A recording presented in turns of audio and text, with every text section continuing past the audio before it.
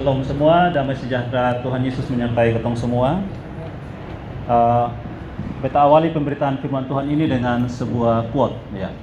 Izin, beta sampaikan pertama dalam bahasa Inggris, nanti beta kasih tahu bahasa seperti apa. Quote-nya bilang begini, statement-nya bilang begini. I believe in Christianity as I believe that the sun has risen, not only because I see it, but because by it I see everything else. Dikatakan bahwa saya percaya kepada kekristenan bukan saya percaya kepada kekristenan sebagaimana saya percaya bahwa matahari telah terbit. Bukan karena saya melihatnya, tetapi karena olehnya, karena melalui matahari itu saya melihat segala sesuatu yang lain. Ini sebuah quote dari seorang apologet Kristen yang sangat terkenal di abad 20. Namanya Cliff Staples Lewis. Biasa dikenal dengan nama C.S. Lewis. Dia hidup dari tahun 1898 sampai 1963. Seorang penulis buku dan juga akademisi dari Inggris. Dia seorang profesor di Oxford University dan Cambridge. Dia menulis banyak buku, dua buku yang sangat terkenal. Itu satu adalah Mere Christianity, itu buku tentang apologeta Kristen yang sangat terkenal, dan juga mungkin di antara kotong ada yang pernah nonton film The Chronicles of Narnia. Nah, dialah penulis dari cerita itu. Jadi sebenarnya dia cerita itu karena dia orang yang suka dengan mitologi. Nah, anak-anaknya senang di mitologi, jadi dia berpikir bagaimana kisah Alkitab itu dibuat seperti cerita mitos. Tapi itu makanya kalau kotong perhatikan baik-baik kisah Narnia itu sebenarnya kisah Alkitab. Yang singa itu adalah sebenarnya Yesus Kristus. Dia korbankan dirinya untuk keselamatan orang-orang itu, ya. Nah, uniknya C.S. Lewis ini dia lahir dari keluarga Kristen yang sangat ketat beribadah, tapi waktu dia punya mama meninggal, dia kecewa kepada Tuhan. Dia masih muda, dia kecewa, lalu dia menjadi seorang ateis. Dia sangat-sangat ateis yang sangat keras, tapi melalui tempat kerjanya dia berkenalan dengan profesor-profesor di Oxford, di Cambridge yang sangat takut Tuhan. Lalu mereka bimbing dia kembali kepada Tuhan. Dan di tahun 1931, ketika C.S. Lewis ini berusia 33 tahun, dia terima Yesus sebagai Tuhan dan Juru Selamat pribadi. Nah, dari sini beta merenungkan bahwa kita semua tahu bahwa kekristenan itu punya keunikan, ya. Keunikan kekristenan itu tidak dimiliki oleh agama apapun, kepercayaan apapun di dunia ini. Benar-benar unik. Karena hanya dalam kekristenan itu diceritakan bahwa dunia ini asalnya dari mana dan dia akan berakhir seperti apa. Manusia itu berasal dari mana, setelah kematian dia akan seperti apa. Semua itu ada dalam Alkitab. Dan kekristenan itu didukung dengan fakta-fakta sejarah yang tidak bisa terbantahkan. Nah, C.S. Lewis katakan bahwa melalui kekristenan itu dia bisa melihat segala sesuatu.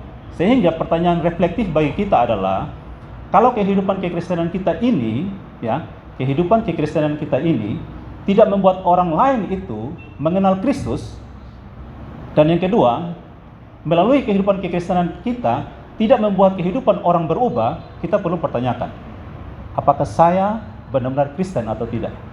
Kenapa? Karena firman Tuhan dengan jelas katakan begini, setiap orang Kristen itu tidak hidup untuk dirinya sendiri. Yesus mati supaya kita hidup bagi dia dan bagi sesama.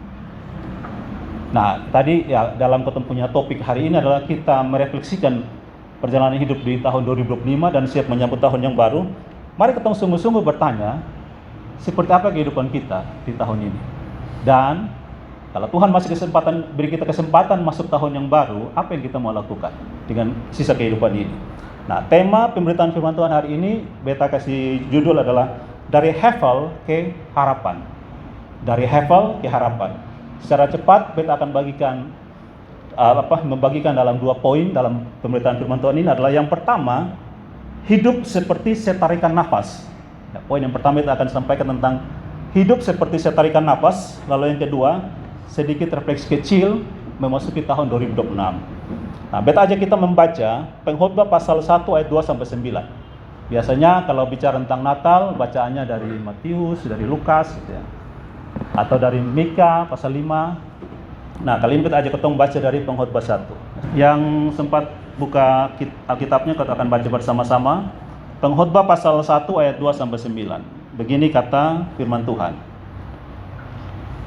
Kesia-siaan belaka, kata pengkhotbah, kesia-siaan belaka. Segala sesuatu adalah sia-sia. Apakah gunanya manusia berusaha dengan jerih payah di bawah matahari? Keturunan yang satu pergi dan keturunan yang lain datang, tetapi bumi tetap ada. Matahari terbit, matahari terbenam, lalu terburu-buru menuju tempat ia terbit kembali. Angin bertiup ke selatan, lalu berputar ke utara. Terus-menerus ia berputar, dan dalam putarannya angin itu kembali. Semua sungai mengalir ke laut, tetapi laut tidak juga menjadi penuh. Kemana sungai mengalir, ke situ sungai mengalir selalu. Segala sesuatu menjemukkan sehingga tak terkatakan oleh manusia. Mata tidak kenyang melihat, telinga tidak puas mendengar. Apa yang pernah ada akan ada lagi, dan apa yang pernah dibuat akan dibuat lagi. Tak ada sesuatu pun yang baru di bawah matahari. Amin, amin. Demikian firman Tuhan. Kalau ketong mengikuti tulisan ini, sepertinya tulisan orang yang stres dengan hidupnya, ya, depresi. Karena begitu-begitu saya tidak ada perubahan. Ketong nanti berapa ini hari, tanggal 29, 2 hari lagi ketong bilang selamat tahun baru. Apanya yang baru? Tidak ada yang baru. Semua begitu saja, begitu saja. Gitu. Nah, lalu untuk apa kita hidup kalau begitu? Nah, apa yang akan membuat sesuatu itu baru?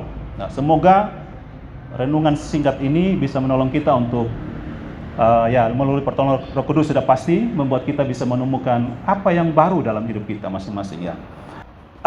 Kata sia-sia dalam pengkhotbah ini sebenarnya itu diterjemahkan dari bahasa Ibrani-nya hefel, yang tadi kita bilang dari hefel ke harapan. Apa itu hefel sebenarnya? Nah, kalau kata hefel ini diterjemahkan menjadi sia-sia, itu namanya lost in translation, terjemahan yang salah. Tapi kalau kita merenungkan sebenarnya tidak salah sama sekali juga. Tapi kalau kita hanya langsung mengartikan oh sia-sia, lalu berarti tidak ada gunanya hidup ini. Nah, itu yang salah. Kata hefel yang dipakai oleh pengkhotbah yang banyak orang percaya menuliskan pengkhotbah ini adalah Raja Salomo. Dari kata hefel itu, kata hefel sendiri berarti singkat seperti tarikan nafas yang sebentar akan pergi. Singkat seperti tarikan nafas dan sebentar akan pergi. Nah, pertanyaannya, kenapa Raja Salomo memakai kata hefel untuk menggambarkan yang ketong artikan dengan kesia-siaan? Kalau ketong perhatikan, ya, dari Kejadian pasal 4 ayat 1 dan 2, di situ diceritakan tentang bagaimana Kain dan Habel itu lahir. Ketika Kain lahir, ya, Alkitab atau Musa yang menulis Kejadian itu, dia sedikit kasih penjelasan siapa itu Kain. Hawa berkata, aku telah mendapatkan seorang anak dengan pertolongan Tuhan, Kain. Tapi ketika setelah itu langsung dia sambung bahwa kemudian lahir juga Habel, selesai Habel. Tidak ada penjelasan apapun, siapa itu Habel, apa arti namanya, tidak ada jelasan di situ. Nah, kata hefel ini dia diambil sebenarnya dari cerita tentang Habel. Jadi ketika Hawa dan Adam bersepakat memberi nama Hefel kepada anaknya yang kedua, mereka sebenarnya sudah kasih pesan bahwa anak ini hidup tidak akan lama. Seperti setarikan nafas. Sebentar dia ada, sebentar dia pergi. Jadi ada the hidden message dari nama, dari cerita tentang kelahiran Habel itu sendiri. Nah, jadi sekali lagi, kalau ketemu sudah pernah baca seluruh kitab pengkhotbah, ya, kita akan menemukan sebenarnya makna bahwa hidup itu benar-benar seperti sebuah tarikan nafas. Hari ini dia ada, kemudian tiba-tiba sudah ada lagi. Entah dia pergi kemana, gitu ya. Nah, dan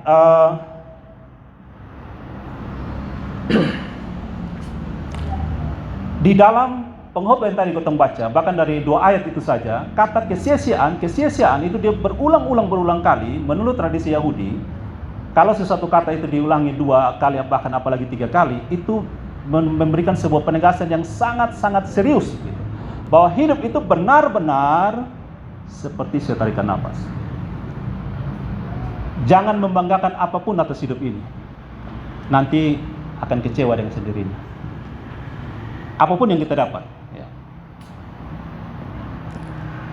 Lalu mengapa topik ini kita bahas tadi, ya, selain bersyukur setahun, siap menyambut tahun baru, juga ada konteks Natal di situ.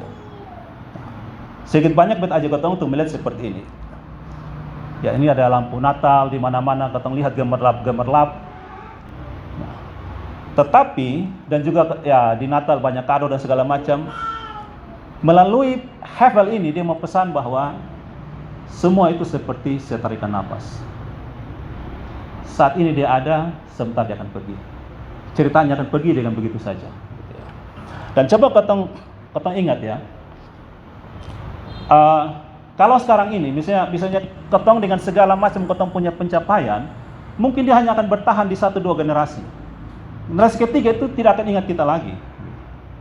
Kalau sekarang misalnya ketong masih ingat ketong punya bayi nenek, coba tanya bayi nenek, papa mama apa, mungkin itu sudah tidak tahu lagi.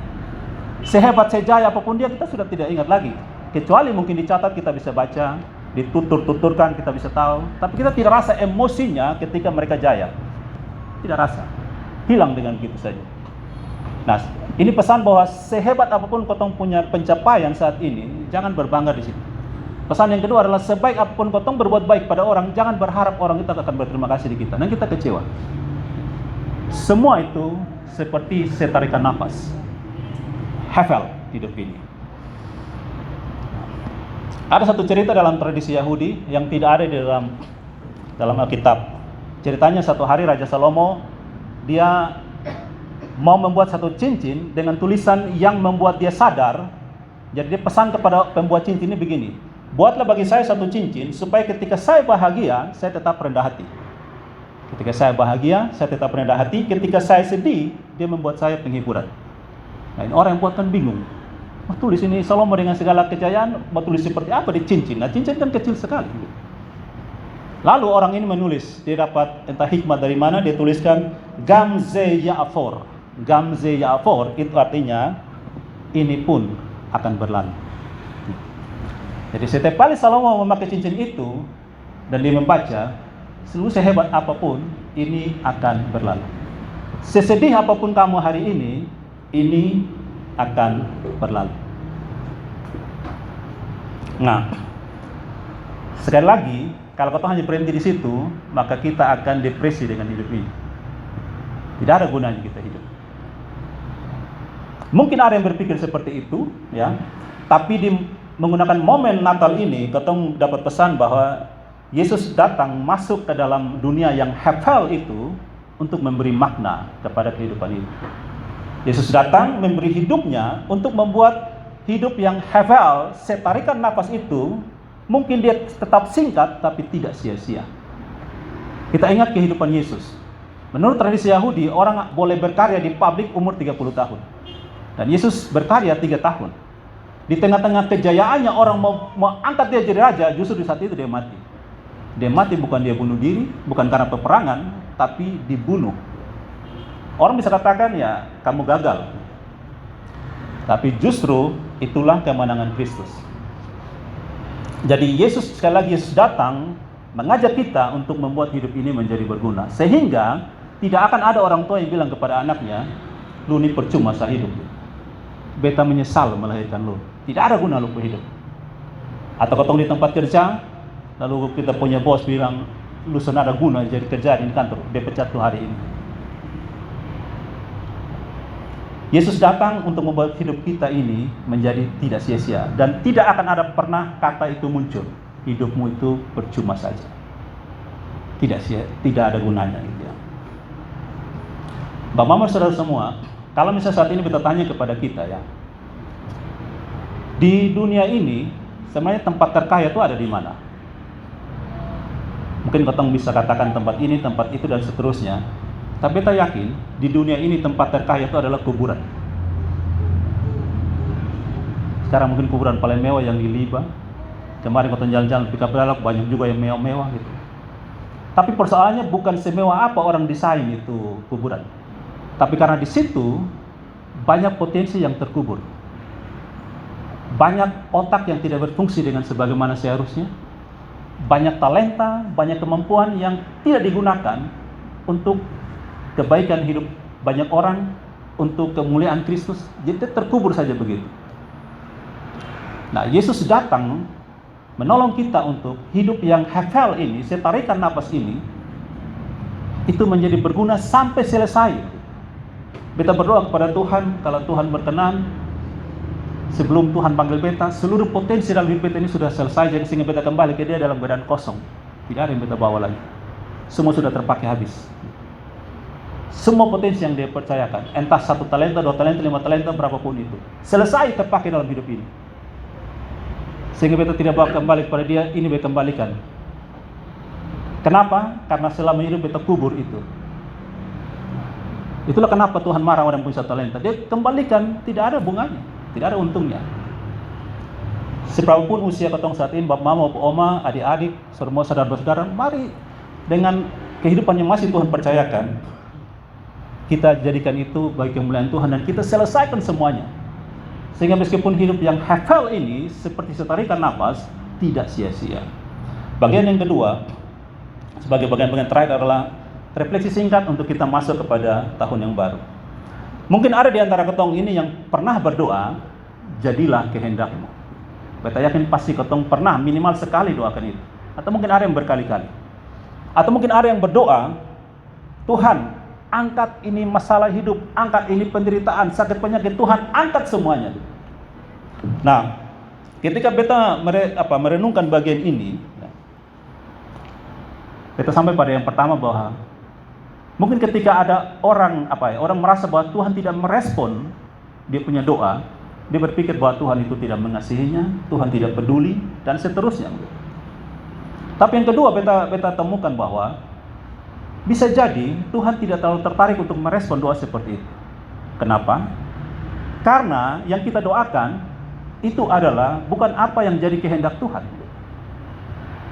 Lalu apa itu kehendak Tuhan? Nah, kehendak Tuhan adalah bukan dia angkat itu masalah dari kita, bukan dia ubah keadaan kita, tapi dia mengubah hidup kita. Jadi sebenarnya ketika ketemu dengan Tuhan, jadilah kehendak-Mu adalah kita memberikan hidup kita ini untuk Tuhan ubah. Jadi hidup kita yang dia ubahkan, bukan keadaan kita.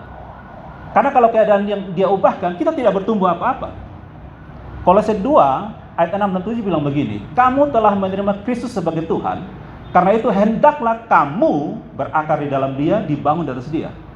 Bukan, kamu telah menerima Kristus sebagai Tuhan, hendaklah keadaanmu berubah. Hendaklah masalahmu tidak ada lagi. Tidak, kamu bertumbuh.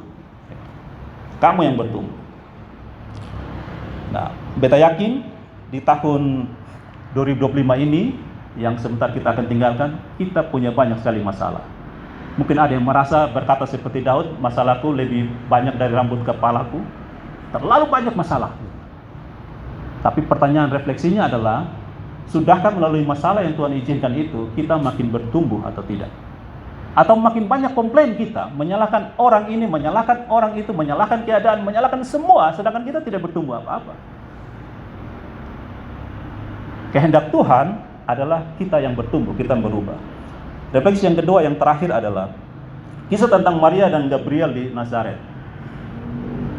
Kita tahu ceritanya, waktu Gabriel diutus Tuhan untuk datang kepada Maria di Nazaret, menurut tradisi itu terjadi di tanggal 25 Maret, begitu. Waktu Gabriel datang beri salam kepada Maria, hail kepada Maria. Lalu Alkitab katakan bahwa Maria mengalami trouble, dia taraso. Itu keguncangan batin, jiwa, pikiran yang sangat kacau, serius, ketakutan yang sangat serius ketika dia menerima itu. Kenapa? Karena hail itu hanya diberikan kepada orang bangsawan atau raja. Hail the king. Tidak pernah kepada manusia dikasih. Manusia ya halo, salam, tapi ini hail. Maria mengalami keguncangan yang hebat. Kemudian kita tahu menurut Lukas 1 ya, ayat 30-an sampai penutupnya kunci itu ayat 38. Percakapan begitu panjang. Lalu sampai di titik Maria berkata satu kalimat yang kalau dalam bahasa Latin dikatakan fiat voluntas tua. Fiat voluntas tua. Jadilah kehendak-Mu. Your will be done. Jadilah kehendak-Mu. Nah, ketika Maria katakan jadilah kehendak-Mu, itu semuanya belum jelas. Saya hamil Tuhan, terus kehamilannya seperti apa? Bagaimana caranya saya hamil? Saya belum bersetubuh dengan seorang laki-laki. Kalau saya hamil nanti siapa yang tolong saya? Begini-begini, tidak ada penjelasan apa-apa. Ketika Maria katakan jadilah kehendak-Mu, itu tidak ada syarat. Oke, jadilah kehendak-Mu, tapi tolong saya aman-aman ya. Tidak ada. Tidak ada negosiasi. Jadilah kehendakmu, semuanya masih belum jelas. Sehingga orang sebenarnya ketika dia berdoa, jadilah kehendakmu, dia sedang membahayakan egonya. Egonya itu sedang dalam bahaya. Karena dia sedang menaruh dirinya sendiri dalam kesulitan yang sangat besar. Ketika Maria bilang fiat voluntas tua, jadilah kehendakmu, dia mempertaruhkan tubuhnya dan reputasinya semua dipertaruhkan. Yang dia tahu cuma satu. Yang Maria tahu cuma satu, Allah telah berbicara. Itu saja dia tahu. Apa yang terjadi dia tidak tahu. Bagaimana respon orang kepada dia tidak tahu. Nah, sehingga tadi beta katakan minimal ketemu pernah sekali berdoa jadilah kehendakmu. Itu adalah Tuhan ubah bepung hidup. Beta tahu keadaan seperti apa, tapi ubah bepung hidup. Beta pribadi tahun ini 31 tahun beta melayani Tuhan. Sejak beta remaja, beta serahkan seluruh remaja kepada Tuhan, masa remaja semuanya kepada Tuhan. Tapi beta pernah berada satu titik, Tuhan beta menyesal serahkan hidup kepadamu. Kenapa? Karena beta tidak bisa bebas seperti orang lain. Beta tidak bisa hidup kacau seperti yang lain. Beta tidak bisa ini dan itu dan segala macam. Ketika kamu bilang Tuhan, jadilah kehendakmu, kita akan mengalami masa yang seperti kita sendiri. Tidak ada yang peduli. Tapi kita harus menjalani proses itu, menjalani kesulitan itu. Maria ketika dikatakan jadilah kehendakmu, keadaan tidak berubah, dirinya yang harus berubah untuk setiap keadaan itu, dan dia tetap menjalani kesulitan-kesulitan itu. Jadilah kehendak. Itu sebuah doa yang sebenarnya punya pergumulan luar biasa. Kita tahu pada akhirnya Yesus juga pernah katakan itu di Taman Getsemani. Maka dia hampir kalau bisa Tuhan, saya jangan minum cawannya. Tapi dia menguncinya dengan fiat voluntas tua. Jadilah kehendak Tuhan. Dan dia taati, dia maju tahap demi tahap. Dan dia tidak mau menolak salib itu, dia tidak mau minum itu asam supaya tidak rasa sakit. Dia terima semua itu. Nah, bagaimana dengan kita? Marilah kita katakan jadilah kehendakmu sampai nafas kita yang terakhir. Tuhan tolong saya, tolong kita semua untuk sampai titik akhir kita tetap katakan jadilah kehendakmu, dan ketika Tuhan memanggil kita kembali, tidak ada potensi yang kita bawa lagi. Semua sudah selesai dipakai untuk kemuliaan Tuhan. Kita bawa dengan kosong, seperti kita datang ke dalam dunia ini dengan kosong. Tuhan hanya titip dua hal, waktu dan potensi. Pakai potensimu, kembangkan potensimu dalam rentang waktu yang saya berikan. Sehingga ketika kita kembali waktunya selesai, potensi itu juga selesai. Jangan sampai waktu selesai, potensi masih bawa. Harus dua-duanya selesai. Dan itu sebuah pergumulan yang tidak mudah. Karena keadaan kita, Tuhan tidak terlalu tertarik untuk ubah, tapi hidup kita yang Tuhan mau ubahkan. Supaya kita mampu menjalani kesulitan demi kesulitan. Tuhan berkati kita semua.